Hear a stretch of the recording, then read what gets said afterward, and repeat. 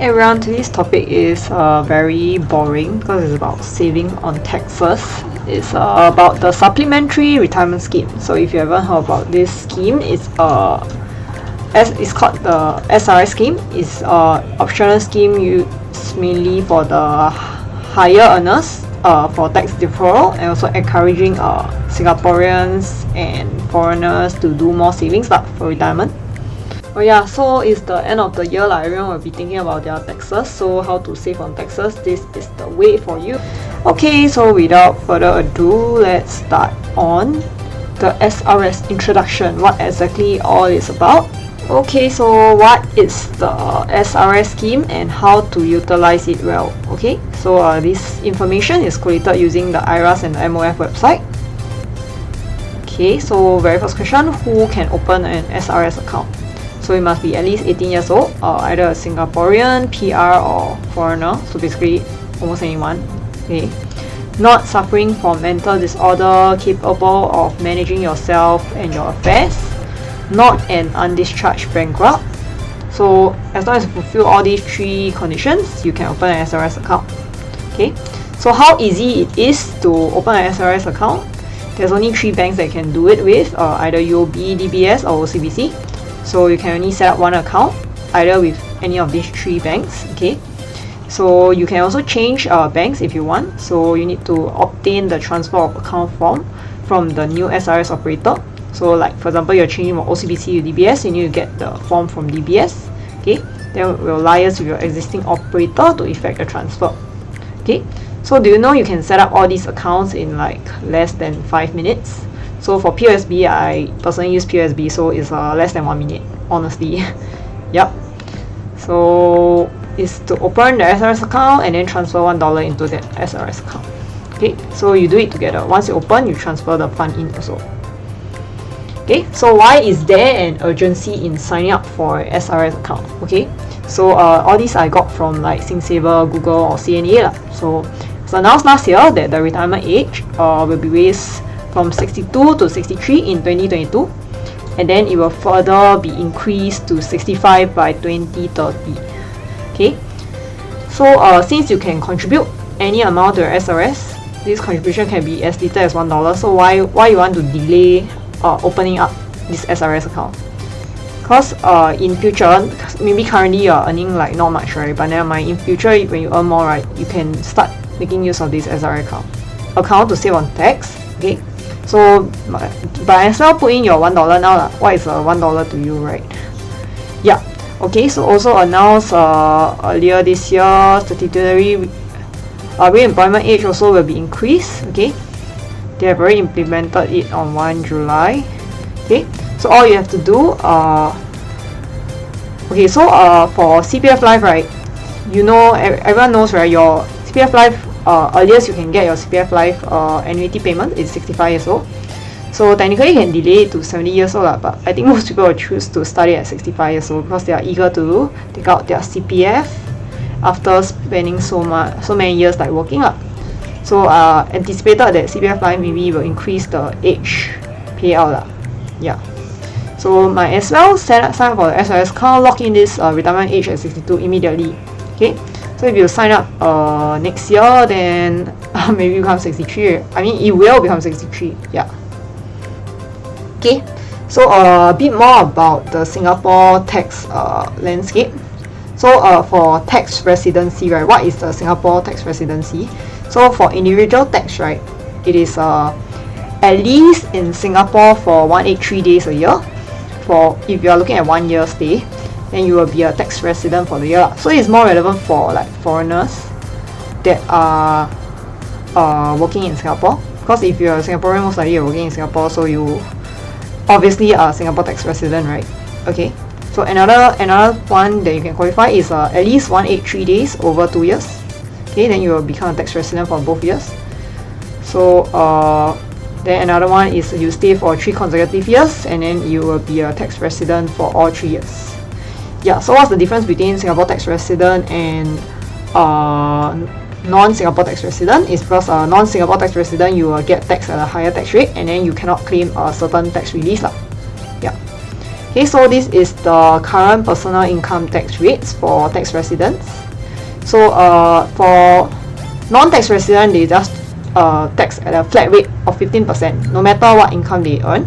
So it's the higher of 15% or the Singapore resident tax rate. So if they're based on the Singapore resident tax rate, they are counted as higher, right? Then they will follow the Singapore resident tax rate.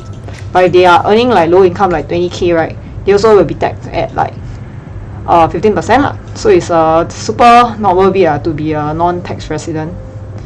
Yeah.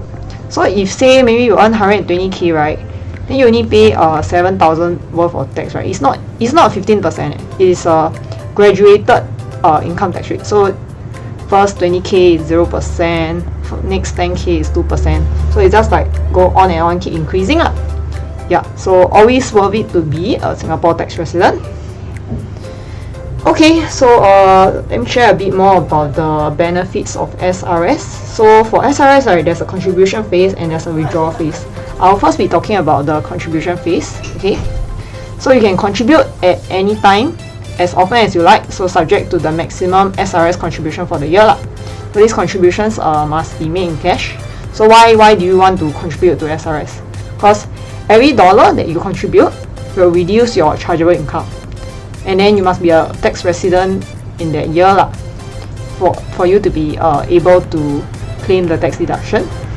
No, it's a tax relief, not tax deduction. Yeah. So you don't need to make the claim for the tax relief. The SRS will directly inform the IRS lah. Yeah. Okay, so if let's say, right, you contribute $10,000 in like January. Okay. Then after that you try to withdraw like 5k in like June, then net you contributed 5k for the year, so you will save 5k in taxes for the year. Okay, but if let's say you actually for the year, right, you already have some money in your SRS, then you try to withdraw some money before you put in some money, right, then it will count as they will have to slap you with a 5% penalty lah. Yeah, so anyway, whatever you contribute in your SRS, just try not to withdraw it lah, because unless you really need the money lah. Yeah, if not you will be subject to penalties. The penalty is 5% on the amount you withdraw, and also 100% of what you withdraw will be subjected to tax. Okay, then when can you withdraw this amount and not subject to tax? Anyway, you cannot withdraw it not subject to tax lah. 50% of what you withdraw will be subject to tax at a certain age. Later I'll explain. Okay, so investment gains, meanwhile, whatever you do with your SRS, you go and do investments, right? You accumulate tax-free in this SRS account. But actually, anyway, no matter you do cash investments, you also accumulate tax-free lah, because it's supposed to be capital gains lah. So capital gains is not taxable in Singapore. Okay, but the catch is like 50% of what you withdraw, right, including these investment gains, right, will be subjected to tax upon withdrawal. So they don't differentiate between its capital or your original capital that you put in, or is it investment gains lah. So later I will have an example that show that actually even though they tax your these investment gains, right, you will still be able to enjoy a lower tax rate. But this might not be true for like foreigners lah. It's more true for like Singaporeans and PRs. So foreigners need to take note. Okay, so this tax relief cap, right, has a cap of 80k per YA. So what is a YA? YA means a year of assessment lah. So for example, year of assessment 2021, right, the year of assessment 2021 is based on the financial year 2020. Means the calendar year 2020 is the YA 2021. Okay, so that's how the IRAS look at year of assessment lah. Yeah, it's the same for companies. Companies and personal is both same lah. You use YA to determine the year of assessment. Okay, so how much can you actually contribute to into the SRS? So even like you earn 400k a year, right, you also cannot contribute the whole amount in. The maximum you can contribute as a Singaporean and PR, okay, is 15% of your absolute income base. Okay, so absolute income base is calculated based on 17 months of the CPF monthly salary ceiling. So this CPF monthly salary ceiling currently is $6,000 lah. So in future this may rise or may go down. So it's determined by the CPF and the government. Okay. Yeah, so currently it's 6,000, so 6,000 times 17 months is 102k. So 15% of 102k is 15,300. So currently, if you're Singapore or PR, you can only contribute 15,300 per year into this SRS account to save on tax. Okay, so as a foreigners, because they don't have CPF, right, they allow them to contribute up to 35% of their absolute income base. Okay, so 3,500.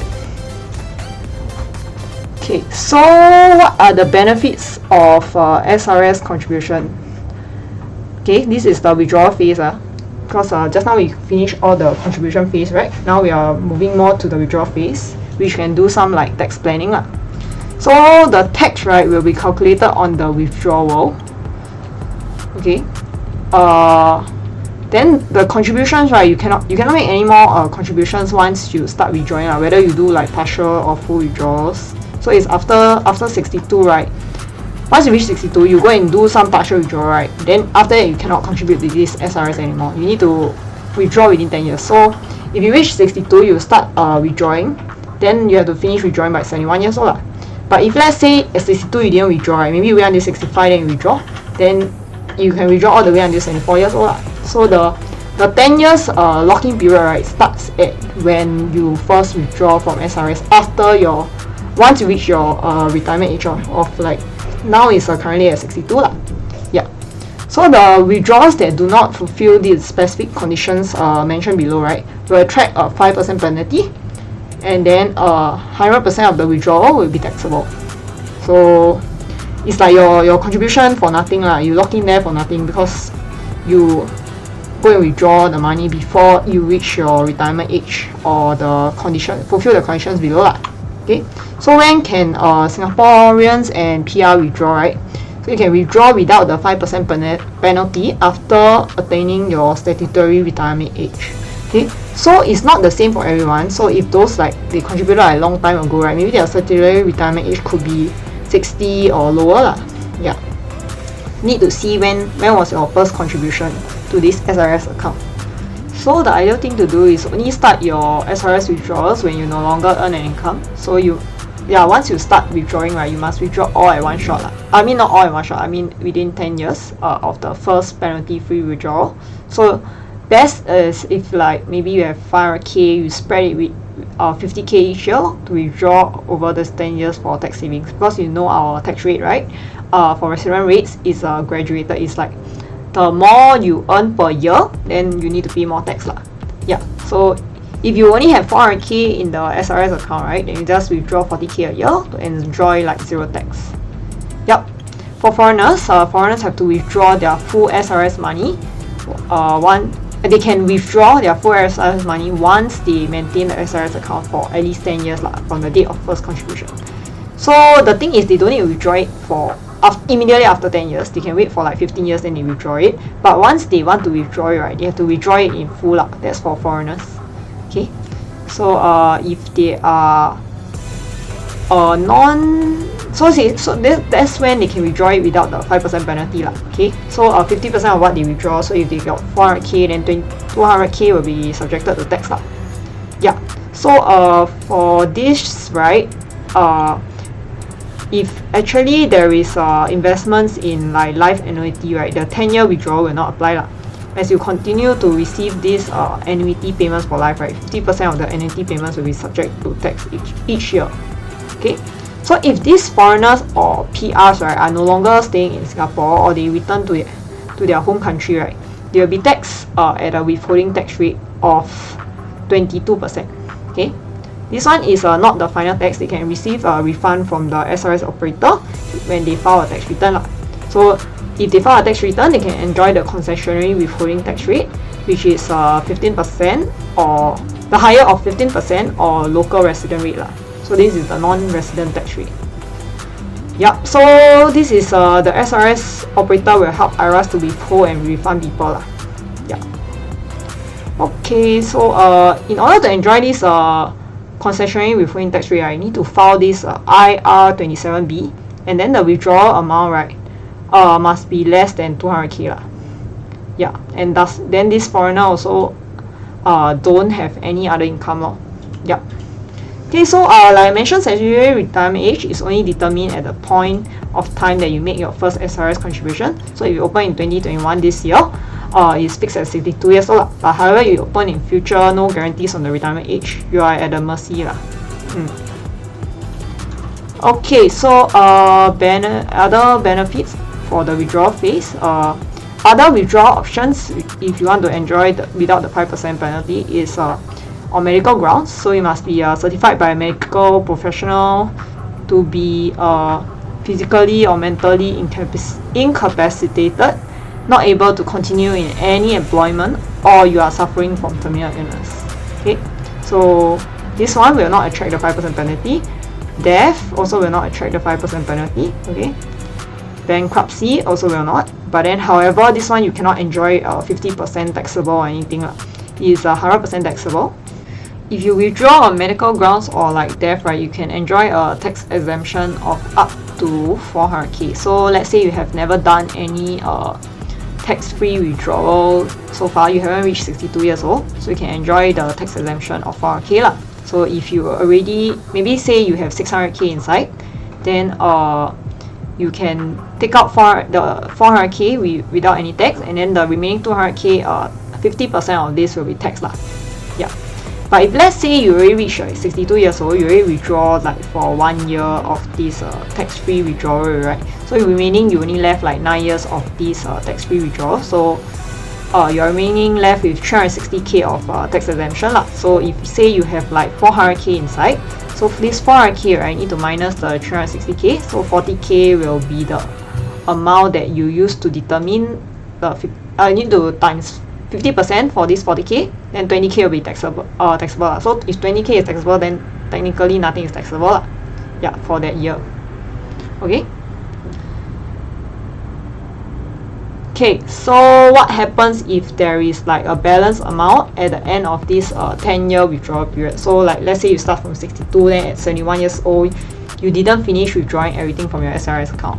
Okay. So the balance, except for life annuities, just now I mentioned about life annuities, that one is a tax based on when it's given out to you lah. So the balance will be deemed to be withdrawn immediately, okay, and 50% of the value. So the value is include cash and investment value lah, will be taxed. Okay. So for insurance policy, right, they will use the surrender or policy value for tax calculation. Okay.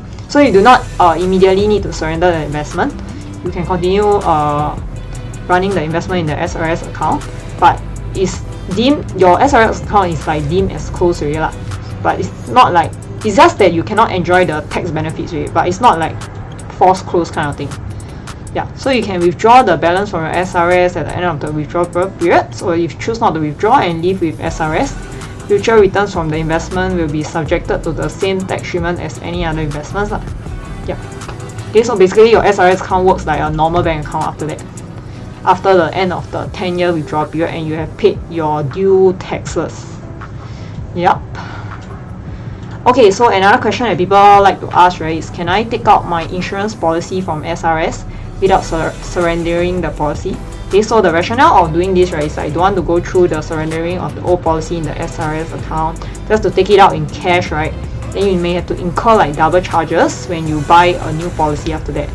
Or maybe you just reach the like age that you cannot even buy a new policy lah. So you would like to continue with your old SRS policy growth, and then if at the time so it's like, okay, for example, your SRS policy, right, already grow like a bit, but it haven't grow until its full potential. So like if you actually don't want to surrender, right, you just take it out, right, then you also, the value that subjected to tax, right, is also lower lah. Yeah, rather than you, so let's say you're only at your 5th year of your SRS withdrawal, then you want to withdraw on that year because withdraw this policy out from the SRS on that year lah. So because if not, if you leave it for like 5 more years, right, then definitely the policy will grow more and you'll be taxed more. Yeah. Okay, so that's the rationale lah, something like that. Okay, so yes, you can do that, but it must be withdrawn as a whole policy with the conditions below. So you need to apply with the SRS operator to withdraw the investments, and then only applies to those who already qualify for the 50% tax concession. So you must be at the part of the withdrawal age from 62 onwards. 62 onwards is only for us, because us, if we started in 2021, so for those that started much earlier, the retirement age could have been earlier, and then you qualify for the 50% tax concession withdrawal, right? Then you can take out this insurance policy from the SRS without surrendering it. Yeah, so you just look to the previous slides to see the conditions that can qualify for the 50% taxable withdrawals. Okay, so who will benefit most from this SRS scheme? Okay, mostly it's Singaporeans or PRs intending to live in Singapore, because the withdrawal will be over 10 years. Okay, so for foreigners, right, I cannot guarantee that it will actually benefit them. Okay, so in the order of this, for Singaporean and PR both, right, affluent males first will benefit the most, because they enjoy the least tax reliefs in Singapore. Okay, so if a female, right, then is a non-mother, also got less tax relief. So affluent non-mother females. Okay, then after that, the one that benefit the least, right, is the affluent mother females with children lah. So because if you have children, you have this working mother child relief, right? So working mother child relief can almost hit the 80k tax relief cap rate lah. So technically, maybe for the mom, right, don't need to contribute the full amount of 15,300. You already hit the 80k tax relief cap. So for females with a lot of children, right, please do your calculations carefully lah before you do your SRS contributions. Okay.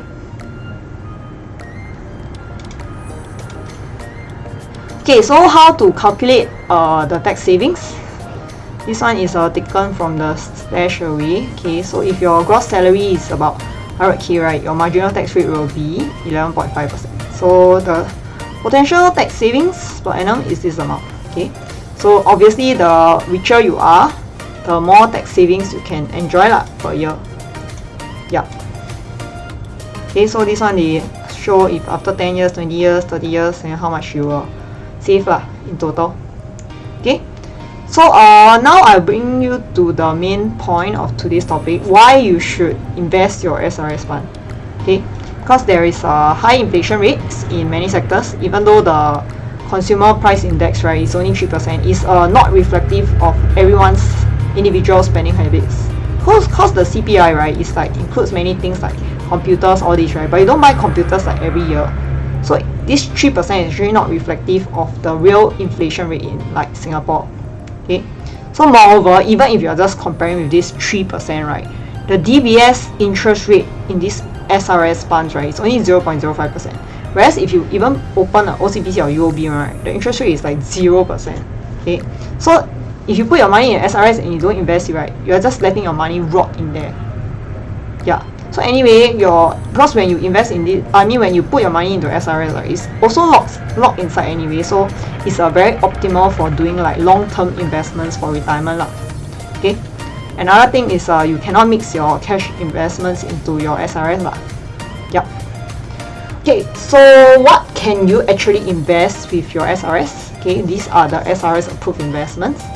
So for stocks, REITs, ETFs and bonds, right, it must be listed on the SGX, then you can buy these. Okay, so these are individual stocks, REITs, ETFs and bonds that you can trade, but it's SGX listed only. Okay, then Singapore savings bond, regular savings scheme for SGX listed, all these things lah. Yeah, they will. You start with like RSS is regular savings scheme, whereby you put in like maybe $100 a month to do investments.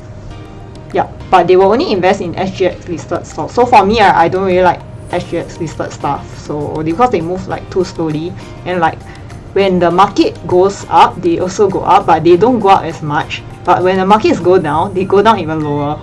So yeah, no SGX for me. So if you want to invest in like global markets, right? So globally, there's robo-advisors. So these are the robo-advisors available. And then there's unit trusts, okay, mutual funds, okay, they are the same thing lah, basically. Yeah, and insurance products lah. So insurance product, they are savings plans or investment plans. Then lastly, you can invest in fixed deposits if you are really low risk, but fixed deposits probably won't even beat the inflation. so I don't suggest it. Singapore savings bond also probably won't beat the inflation because it's for COVID the bond rates are low lah. So yup, please do not do any bonds at the moment. Okay, so if all SRS withdrawals are taxable, won't I be taxed on my investment income as well? So the answer is yes, you'll be taxed on your investment income. Okay. However, it still will be worthwhile for high income earners that earn more than 100k in annual income to contribute in the SRS. Because even if their investment eventually go to more than like 400k, right, you need to see lah. So you are someone who has been contributing 15,300 into SRS for 20 years. So if you are earning 100k, your marginal tax rate is 11.5%, right? So that means 1759 in tax savings yearly. So in 20 years, you have gotten 35k in like tax savings. Okay. So total, if you contribute 15.3k for 20 years, right, your total contribution is 306k lah. Okay. So by then, right, if let's say when you want to withdraw, your investment value go to 800k, right? Yeah. Then if you have no other income, then you withdraw around 80k a year, right, from your SRS. Only 40k will be subjected to tax. So using the tax rate table, just now you just refer back to the tax rate table or you go to the IRAS website. Okay, the tax payable per year, right, will only be 550 yearly. So 10 years, or you withdraw over 10 years, is only 5,005 that is tax payable. So you see, if you didn't contribute to SRS, you have paid 35k in tax. But you contribute to SRS, you only pay 5.5k. So the net tax saved by contributing to SRS, right, and doing the planned withdrawals, right, is 29k lah. Yeah, so obviously if your annual income is higher than 100k, right, your tax savings will only be more because the highest tax bracket is actually 22%. Yeah. Okay, I think I've finished everything I want to cover about SRS. So if there are any questions about SRS, you can reach out to me through these methods. Okay, please don't leave any comments because I will not be replying them. Just message me directly via the above methods. Okay, I've come to the end of the video. Hope you now understand better what SRS is about. If there are anything that's unclear, please reach out to me. Yeah, thank you for watching this video.